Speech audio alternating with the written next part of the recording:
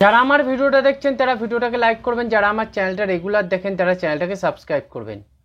মোহামেডান কর্মকর্তারা অ্যান্ড্রে চিন্নিসবকে এখনো কলকাতায় আনতে পারছে না কেন? শোনা যাচ্ছে মোহামেডান কর্মকর্তারা অ্যান্ড্রে চিন্নিসবকে এই সপ্তাহের মধ্যেই কলকাতাতে নিয়ে আসবে, কিন্তু বিষয় হচ্ছে যে অ্যান্ড্রে চিন্নিসবকে আনতে এত দেরি হওয়ার পেছনে কারণ হচ্ছে বিভিন্ন কারণ আছে। ইনভেস্টার জনিত কারণ ছিল। এতদিন মোহামেডান কর্মকর্তারা ইনভেস্টার খোঁজা নিয়ে ব্যস্ত ছিল, কিন্তু অ্যান্ড্রে চিন্নিসবকে যে মাঠে আনতে হবে, তাকে যে প্লেয়ারদেরকে প্রি সিজন করাতে হবে, সেই বিষয়টা মোহামেডান কর্মকর্তারা এখনও কেন গুরুত্ব দিচ্ছে না সেটা একটা দেখার বিষয়। কেননা খুব তাড়াতাড়ি কিন্তু প্রি সিজনে নামতে হবে, কারণ মোহামেডানকে ভালো করতে গেলে প্রি সিজনটাই কিন্তু মেন লক্ষ্য দেওয়া উচিত। কটা প্লেয়ার এই ইনভেস্টার আসার পরে আসবে সেটা পরের কথা, কিন্তু প্রি সিজনটা স্টার্ট হয়ে গেলে তাহলে প্লেয়াররা কিন্তু একটা শেপে আসতে বেশ কিছু মাস টাইম লাগবে। তাই প্রি সিজনটা যত তাড়াতাড়ি স্টার্ট করা যায় অ্যান্ড্রে চিন্নিসবকে আনার বিষয় উদ্যোগী হওয়া উচিত মোহামেডান কর্মকর্তাদের। মোহামেডান কর্মকর্তারা ইনভেস্টার সমস্যাটা কাটালেও যত তাড়াতাড়ি অ্যান্ড্রে চিন্নিসবকে কলকাতার ময়দানে এনে তাকে প্র্যাকটিসে নামানো যায়, এবং মোহামেডান টিম অ্যান্ড্রে চিন্নিসব আসার ফলে কিন্তু অনেক বেশি উজ্জীবিত হবে, এবং মোহামেডান টিম যে কলকাতা লিগে সেভাবে পারফরমেন্স না করতে পারা, এবং বিশেষ করে ডুরান কাপের পারফরমেন্সে প্রথম ম্যাচটা ড্র হওয়ার ফলে অ্যান্ড্রে চিন্নিসব মাঠে থাকলে অনেক বেশি আনন্দ এবং প্লেয়ারদের মধ্যে একটা খেলার তাগিদটা কিন্তু বেশি থাকতো, সেই জিনিসটা কিন্তু ঘটলো না অ্যান্ড্রে চিন্নিসব না আসার ফলে। এবং অ্যান্ড্রে চিন্নিসব কালকের যেহেতু মোহামেডানের ম্যাচ আছে বেঙ্গালুরুর সাথে, সেই ম্যাচটাও কিন্তু মোহামেডান জিতলে অনেক কিছু হতে পারে। সেই জায়গায় দাঁড়িয়ে অ্যান্ড্রে চিন্নিসব থাকলে কিন্তু মাঠে সেটার একটা অন্যরকম এফেক্ট পড়তো প্লেয়ারদের ভেতরে, সেইগুলো কিন্তু কিছুই ঘটছে না।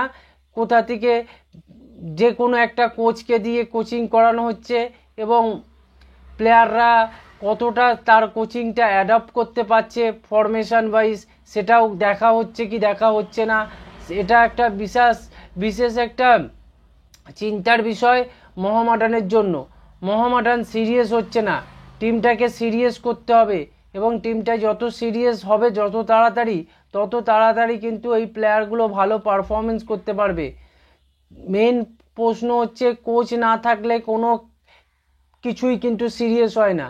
মনে রাখবেন, পরীক্ষার সময় মানুষ পড়তে বসে যখন পরীক্ষার চাপ বেড়ে যায়, সেরকমই কিন্তু কোচ থাকলে তবেই কিন্তু প্লেয়ারদের ওপর চাপ তৈরি হবে, এবং প্লেয়াররা কিন্তু নিজে থেকে আরও বেশি এফার্ট দিয়ে ভালো করার চেষ্টা করবে। কোচ নেই তো প্লেয়াররা ভাবছে যে আমরা এত খেটে করব কি, কোচই তো আসেনি এখনও। সেই দিক থেকে দেখতে গেলে কিন্তু মোহামেডানের যে দুর্বলতাটা এই জায়গাটায় দেখা যাচ্ছে কোচকে না আনতে পারাটা। তাই আমার তরফ থেকে আমি বলবো, কোচ যত তাড়াতাড়ি মোহামেডানের হয়ে কলকাতায় আসছে তত তাড়াতাড়ি কিন্তু মোহামেডানের জন্য উপকার হবে, এবং মোহামেডান প্লেয়াররা অনেক বেশি পরিশ্রম করবে এবং অনেক বেশি তারা মাঠে 100% দেওয়ার চেষ্টা করবে। না হলে কিন্তু দেখা যাচ্ছে যে প্লেয়াররা তো 100% দিচ্ছে, কিন্তু তার সাথে দেখা যাচ্ছে যে মনটা থাকছে না, যে একটা কিছু জিনিস শিখতে গেলে তার ওপর একটু প্রেশার থাকতে হয়। সেরকম কোচ থাকলে একটা প্রেশার থাকে প্লেয়ারদের ওপর। এখন কোচ না থাকায় কোনো প্রেশার তৈরি হচ্ছে না প্লেয়ারদের ওপর, তাই তারা যেমন তেমনভাবে প্র্যাকটিস করছে। তাই জন্য মোহামেডান কিন্তু কলকাতা লিগেও ভালো করছে না। ডুরান কাপের ফার্স্ট ম্যাচটা ইন্টারকাসির সাথে দেওয়া হলো, তার মানে বুঝতে হবে যে কোচ না থাকাটা কত বড় মোহামেডানের জন্য ক্ষতি হচ্ছে। এই জিনিসটা মোহামেডান কর্মকর্তারা কেন বুঝতে চাইছে না, এটা কিন্তু আমার বোধগম্য হচ্ছে না। তাই আমি চাইবো যে মোহামেডান কর্মকর্তারা খুব তাড়াতাড়ি মাঠে কোচকে আনুক এবং অ্যান্দ্রে চিন্নিসপের যে গেম প্ল্যানটা আছে সেটাও তো বুঝতে টাইম লাগে, কেননা অ্যান্দ্রে চিন্নিসপ 4-3-3 ফরমেশনে খেলে থাকে, কখনো কখনো 4-4-2-এও চলে যায়। সেই জিনিসগুলো কিন্তু বুঝতেও একটা সময় লাগে। মোহামেডান ধরে রেখেছে যে আমরা আগের বছর অ্যান্দ্রে চিন্নিসপের সাথে খেলেছি, এবছরও অ্যান্দ্রে চিন্নিসপের সাথে খেলবো, কিন্তু আমাদের গেম প্ল্যান তৈরি আছে, অ্যান্দ্রে চিন্নিসপকে না দেরি করে আনলেও হবে।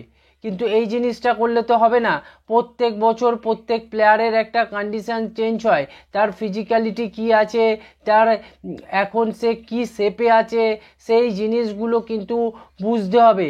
তার স্পিড কেমন আছে, তার সে কতটা এফর্ট দিতে পারবে মাঝ মাঠে, প্রত্যেকটা প্লেয়ারকে রিড করতে হবে কিন্তু আলাদা আলাদাভাবে। এবং সেই জায়গায় কোচ না থাকলে কে রিড করবে? যাকে তাকে দিয়ে তো রিড করানো যায় না। এবং গেমের ফরমেশনটাকে বোঝাতে হবে কোচকে যে কিভাবে আমরা ফরমেশন ওয়াইজ খেলবো। কোচের মাথা থেকে নতুন কোনো ফরমেশনও বেরোতে পারে, কারণ ফুটবল প্রতিনিয়ত একটা ডেভেলপমেন্ট জিনিস। কারণ প্রত্যেক সময় তোমাকে তোমার চিন্তাভাবনার পরিবর্তন আনতে হবে, এটাই হচ্ছে ফুটবল। তাই আগের বছর আমি 4-3-3 বা 4-4-2-তে খেলেছি বলে যে আমি এবছর 3-5-2-তে খেলবো না, তার কি মানে আছে? বা 4-1-2-3-তে খেলবো না, তার কি মানে আছে? এই জিনিসগুলো কিন্তু বুঝতে টাইম লাগে এবং কোচও কিন্তু এগুলো কিন্তু অ্যাপ্লাই করতে চায়, কিন্তু এখনও অবধি কোচ না আসায় মোহামেডানের যে ভবিষ্যৎ প্ল্যানটা অনেকটা আটকে আছে। আইএসএলের এখনও যে জার্নিটা, সেই জার্নিটা শুরুই হলো না।